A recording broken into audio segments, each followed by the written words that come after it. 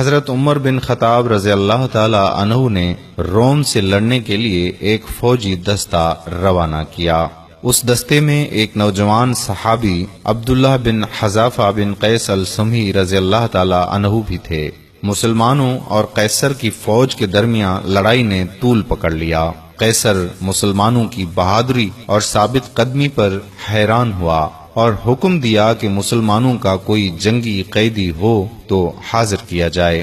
عبداللہ بن حذافہ کو گھسیٹ کر حاضر کیا گیا، جن کے ہاتھوں اور پاؤں میں ہتھ کڑیاں تھیں۔ قیصر نے ان سے بات چیت شروع کی تو ان کی ذہانت سے حیران رہ گیا۔ دونوں کے درمیان یوں مکالمہ ہوا۔ قیصر نے کہا کہ نصرانیت قبول کر لے، تمہیں رہا کر دوں گا۔ عبداللہ کہنے لگا کہ نہیں، ہرگز نہیں۔ قیصر نے کہا کہ نصرانیت قبول کر لے، آدھی سلطنت تمہیں دے دوں گا۔ عبداللہ نے کہا نہیں۔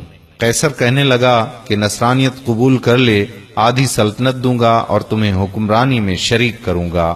عبداللہ نے کہا کہ نہیں، اللہ کی قسم، اگر تم مجھے اپنی پوری مملکت، اپنے آبا و اجداد کی مملکت، عرب و عجم کی حکومتیں بھی دے، میں پلک جھپکنے کے لیے بھی اپنے دین سے منہ نہیں موڑوں گا۔ قیصر غضبناک ہوا اور کہا کہ تجھے قتل کر دوں گا۔ عبداللہ نے کہا مجھے قتل کر دے۔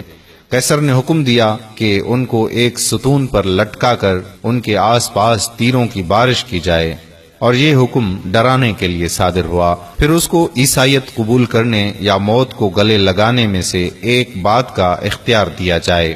جب قیصر نے دیکھا کہ اس سے بھی بات نہیں بنی، وہ کسی حال میں اسلام چھوڑنے کے لیے تیار نہیں، تو حکم دیا کہ قید میں ڈال دو اور کھانا پینا بند کر دو۔ عبداللہ کو کھانا پینا نہیں دیا گیا، یہاں تک کہ پیاس اور بھوک سے موت کے قریب ہو گئے۔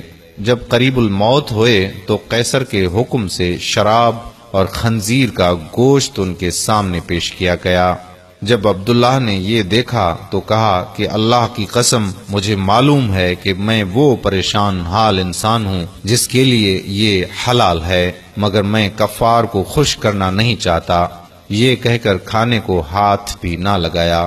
یہ بات قیصر کو بتائی گئی تو اس نے عبداللہ کے لیے بہترین کھانا لانے کا حکم دیا۔ اس کے بعد ایک حسین و جمیل لڑکی کو ان کے پاس بھیجا گیا کہ ان کو چھیڑے اور فحاشی کا مظاہرہ کرے۔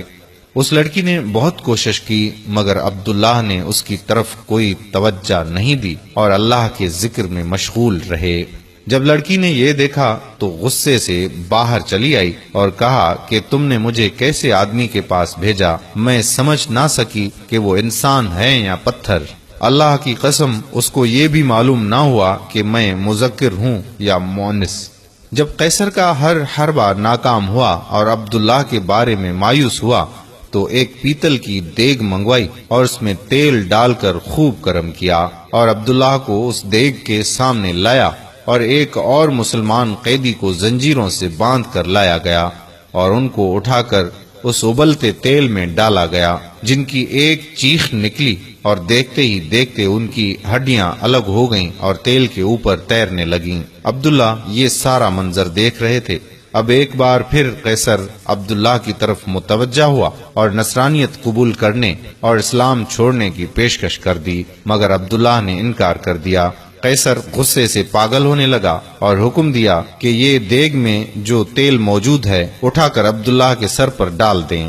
جب قیصر کے کارندوں نے دیگ کھینچ کر عبداللہ کے قریب کیا اور اس کی تپش کو محسوس کیا تو عبداللہ رونے لگے۔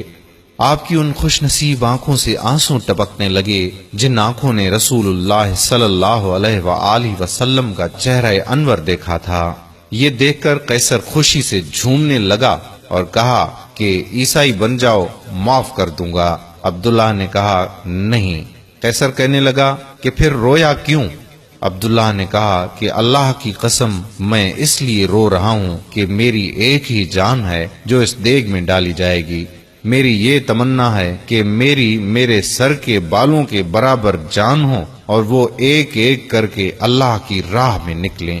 یہ سن کر قیصر نے مایوسی کے عالم میں عبداللہ سے کہا کہ کیا یہ ممکن ہے کہ تم میرے سر کو بوسہ دو اور میں تمہیں رہا کروں؟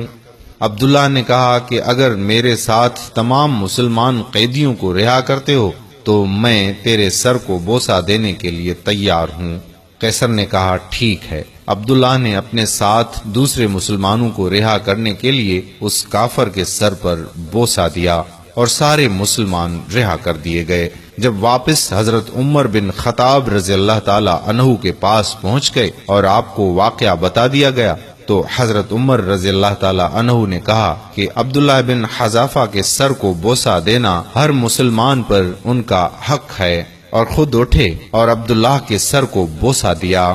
یہ ہیں امت مرحومہ کے اصل ہیرو، اور آج کل ہمارے پاس اپنی اولادوں کو اسلام کے ہیروز کے بارے میں بتانے کا وقت ہی نہیں۔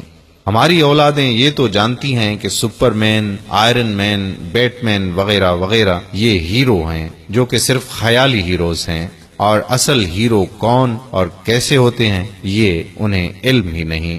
اللہ تعالیٰ سب کو علم دین سیکھنے اور سکھانے کی توفیق عطا فرمائے، آمین ثم آمین یا رب العالمین۔ میرے پیارے بھائیوں اور بہنوں، اگر آپ کو آج کی ہماری یہ ویڈیو پسند آئی ہے تو اپنے دوستوں کے ساتھ بھی ضرور شیئر کیجیے۔ اگر آپ نے ابھی تک ہمارا پیج پیارا اسلام لائک نہیں کیا تو ابھی سے لائک کر کے فالو کر دیجیے، اور ساتھ ساتھ ہمارے یوٹیوب چینل پیارا اسلام کو بھی سبسکرائب کر کے گھنٹی کے بٹن کو پریس کر دیجیے تاکہ ہم ایسی مزید معلوماتی ویڈیوز آپ تک پہنچاتے رہیں۔ جزاک اللہ خیرہ۔ السلام علیکم ورحمۃ اللہ وبرکاتہ۔